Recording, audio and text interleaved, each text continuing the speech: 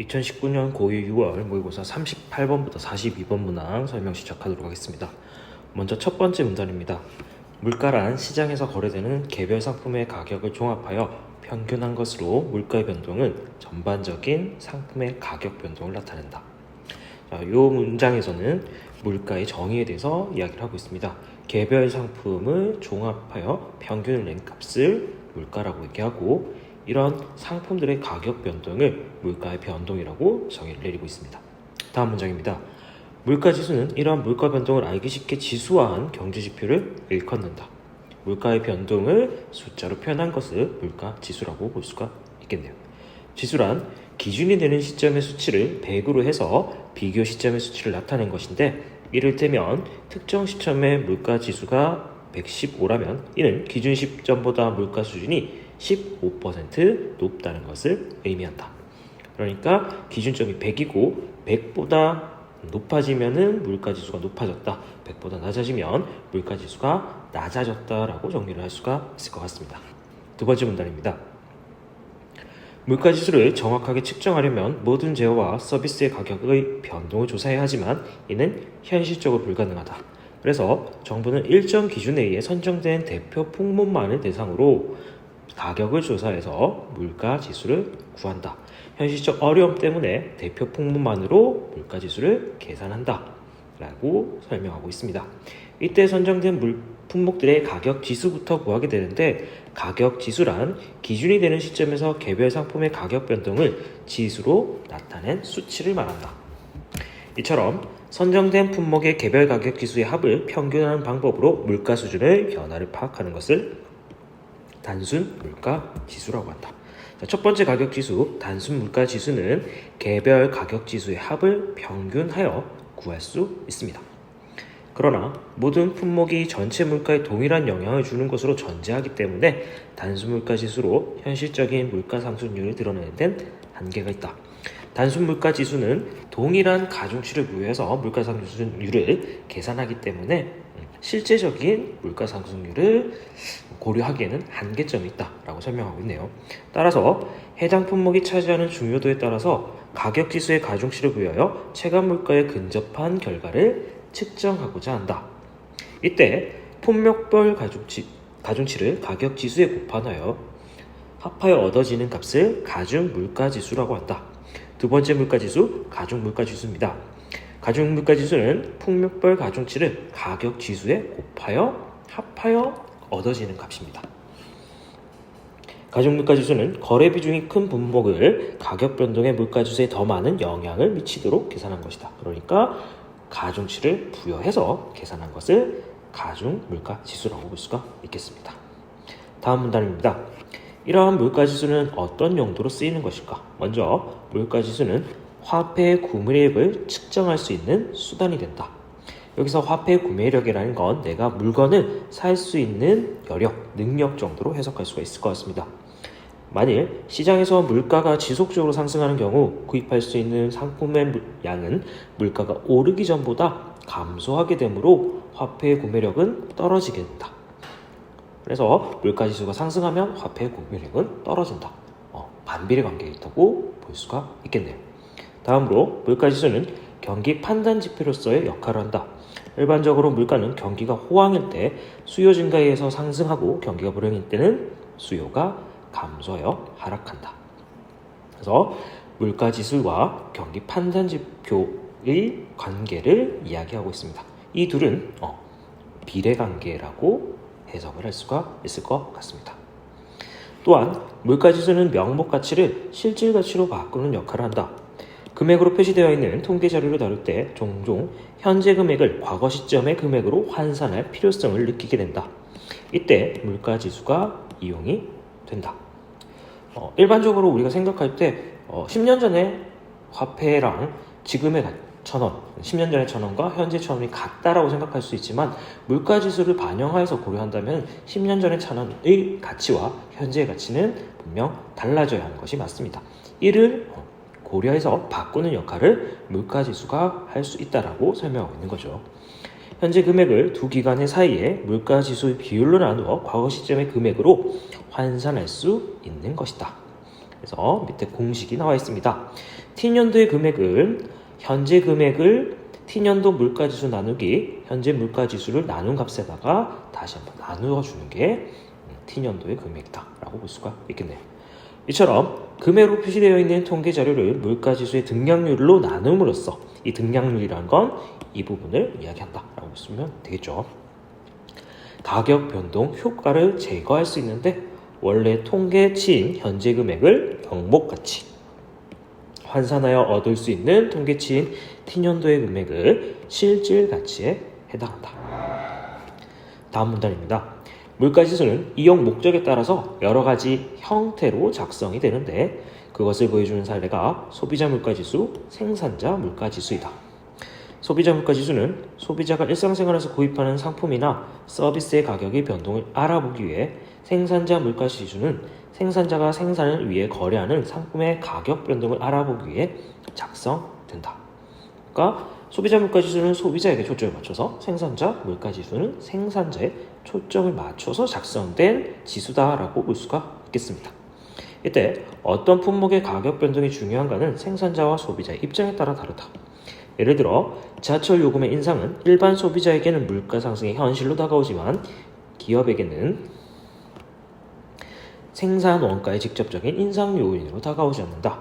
그러나 철판 가격의 인상은 소비자보다 생산자에게 중요한 영향을 미친다. 따라서 생산자 입장에서 유용한 물가지수와 소비자 입장에서 유용한 물가지수는 다르게 작성될 수 있다. 두 물가지수가 같은 품목을 포함한다 하더라도 품목에 부여되는 가중치는 서로 다르다. 예를 들어 경유는 기업에서 연료로 사용하는 비중이 크기 때문에 생산자 물가지수 산출할 때 부여되는 가중치가 소비자 지수보다 훨씬 크다. 반면 채소는 가게에서 소비하는 비중이 커서 소비자 물가지수를 산출할 때 부여하는 가중치가 생산자 물가지수에서보다 크다. 이는 생산자 지수의 품목별 가중치는 매출액을 기준으로 산출되기 때문에 매출액이 큰 품목일수록 가중치가 큰 데 비해 소비자 물가지수의 품목별 가중치는 도시 가계 소비 지출액의 기준이므로 소비 지출액이 큰 품목의 가중치가 크게 나타나기 때문이다. 그래서 결론을 내리자면 생산자 물가지수는 매출액이 큰 품목의 가중치가 크고 소비자 물가지수는 소비 지출액의 이 큰 품목의 가중치가 더 크게 나타난다라고 정리하면 될 것 같습니다.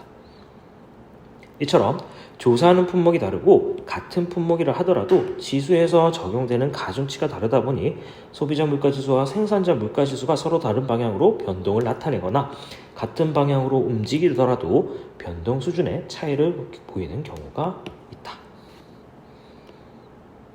마지막 문단입니다. 생산자 물가지수는 소비자 물가지수에 앞서 움직이는 양상을 보이기도 하는데 이는 가격조사 단계의 차이에서 원인을 찾을 수 있다.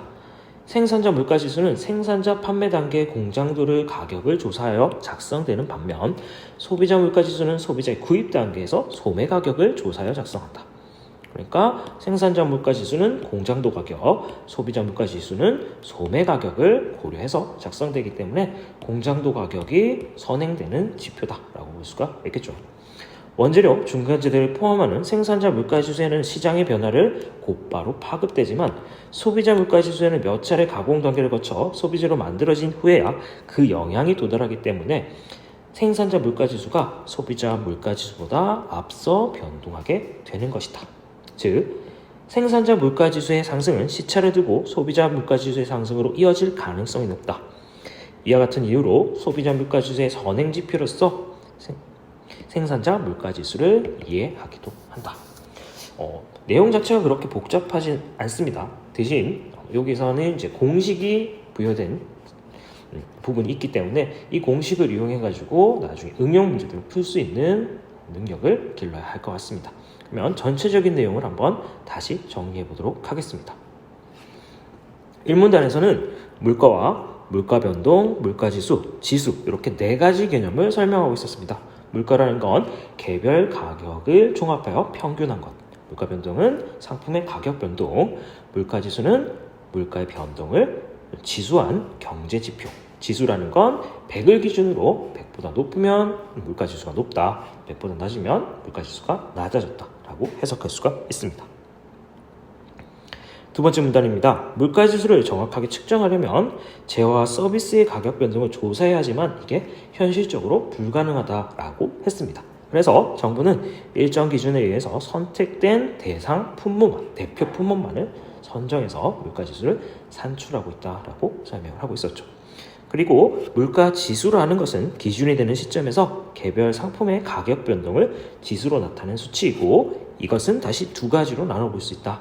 단순 물가지수는 선정된 품목들의 개별 지수의 합을 평균하는 방법으로 파악한 것이고 대신에 이것의 경우에는 모든 품목이 물가에 동일한 영향을 준다고 전제하고 있기 때문에 현실적인 물가 상승률을 반영하는 데는 한계가 있었습니다.